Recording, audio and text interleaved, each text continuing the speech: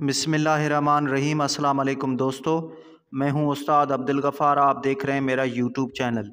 दोस्तों, एक नए सबक के साथ आपकी खिदमत में। दोस्तों, आज हम सिंध टेक्स्ट बुक क्लास 6 में से सबक 21वां पढ़ेंगे, जिसका उन्वान है रियाज़ी जी अहमियत। आप दोस्तों से गुजारिश है, अगर आप चैनल पे नए हैं तो चैनल को सब्सक्राइब, वीडियो को लाइक, शेयर और अपनी कीमती राय से में ज़रूर आगाह करें। चलते हैं सबक को सिंधी में पढ़ने की तरफ।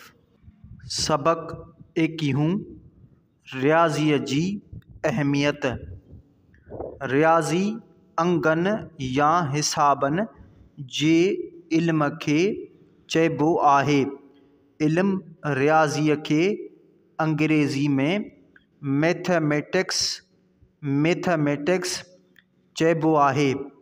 रियाज़ी ॾाहप जी इल्मनि जो हिकु मजमूओ आहे। उन में हिसाब, अलजबरा, जामेट्री ऐं ट्रिग्नामेट्री जहिड़नि मज़मूननि खां सवाइ ॿिया इल्म बि अची वञनि था। किन आलिमनि रियाज़ीअ खे मिक़दार, फ़ासिले ऐं वक़्त जो हिसाब बि सॾियो आहे। ॿियनि इल्मनि वांगुरु वक़्तु गुज़रण सां गॾु रियाज़ीअ जी इल्म में तरक़ी थी आहे। रियाज़ी असुल में ॻाणेटे ऐं हिसाब जो इल्मु आहे, जंहिंजो इंसान सां निहायत आॻाटो वास्तो आहे। जीअं अकेले इंसान मां जोड़ो ऐं पोइ तइदाद में वाधारो ईंदो वियो, या जॾहिं शुरूआती इंसान खे का घुरिज पेश आई त उन जे पूरे करण लाइ अंगनि संदसि मदद कई। हुन ॻणप शुरू कई ऐं घुरिजनि जी पूराईअ लाइ अददनि जो इस्तेमालु कयो। उन लाइ हुन लीका, पथरियूं, तीलियूं या ॻंढियूं कमु आंदियूं। अहिड़े नमूने इंसानी ज़िंदगीअ सां गॾु रियाज़ीअ जे मैदान में बि वाधारो ईंदो वियो। क़ौमनि जी तारीख़ ते नज़र विझण सां मालूम थिए थो त रियाज़ीअ जो इल्मु मुसलमाननि जी कोशिश सां वधियो ऐं विझियो। अलजबरा जी इल्म खे यूनान ऐं नंढे खंड मां मेड़े चूंडे उरूज ते रसायो वियो।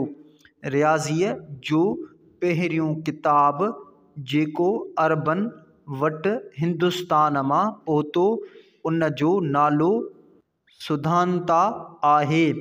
उन खे बुनियादु बनाए हिन इल्म में वाधारो आंदो वियो। बाक़ी ॿुड़ी या ज़ीरो रियाज़ीअ जी मैदान में आणण वारो इनक़िलाबी क़दम अरबनि जो ई कारनामो आहे। अहिड़ो अज़ीम कारनामो मुसलमान रियाज़ीदान अबू मूसा ख़वारिज़मी जो आहे।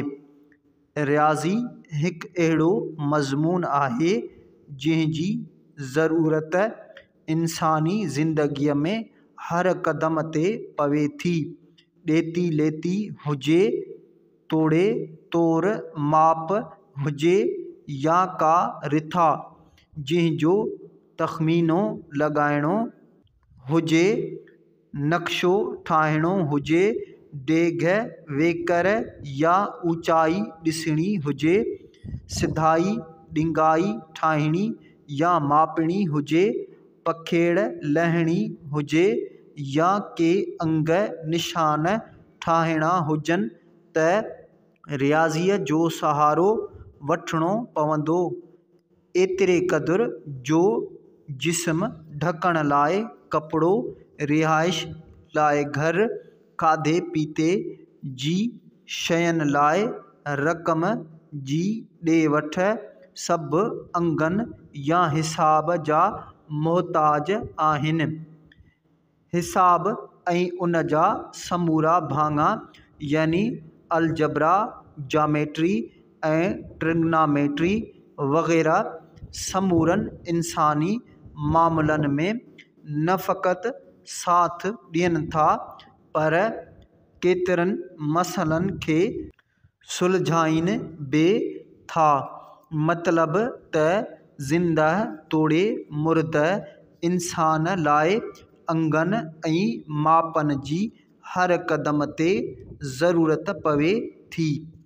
इंसानी ज़िंदगीअ जो हर मरहलो ॼमण खां हयातीअ जी आख़िरी घड़ियुनि ताईं रियाज़ीअ सां वाॻियल आहे। रियाज़ी इंसान लाइ छा पर हर जानदार लाइ सिधीअ या अणसिधीअ तरह एतिरो ई अहम आहे जेतिरो जिस्म लाइ साहु। उहो हिकु न टुटण वारो रिश्तो आहे। रियाज़ी फ़क़ति काराइती न आहे पर दिलचस्प पिणु आहे। रियाज़ी इंसानी ज़िंदगीअ लाइ हर क़िस्म जो आराम ऐं आसाइश पैदा करे थी।